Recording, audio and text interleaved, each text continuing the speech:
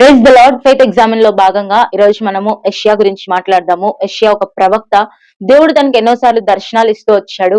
యెషయా గ్రంథంలో 66 అధ్యాయాలు ఉంటే బైబిల్లో 66 పుస్తకాలకి ఈ 66 గ్రంథాలు నిదర్శనం అని మాట్లాడుతూ ఉంటాం. తన జీవితంలో ఎన్నో పరిస్థితులు యెషయా ఎదుర్కొంటూ వచ్చాడు. తను ప్రవచించేటప్పుడు ఎంతో మంది తనకి వ్యతిరేకంగా మాట్లాడుతూ వచ్చారు.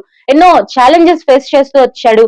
అయినప్పటికీ కూడా తన జీవితంలో ఒకే మాట అంటాడు, విశ్వసించువాడు కలవరపడడు. యేసుప్రభు వారి పుట్టుక గురించి కూడా యెషయా ముందుగానే ప్రవచిస్తూ వచ్చాడు. అంటే యెషయా దేవునికి ఎంత సమీపంగా జీవిస్తూ వచ్చాడు. ఎప్పుడో జరగబోయేది బయలుపరిచినప్పుడు ఇది జరుగుతుందా అని అవిశ్వాసము తన జీవితంలో లేకుండా పరిశుద్ధాత్మ దేవుడి ద్వారా తను లిఖిస్తూ వచ్చాడు.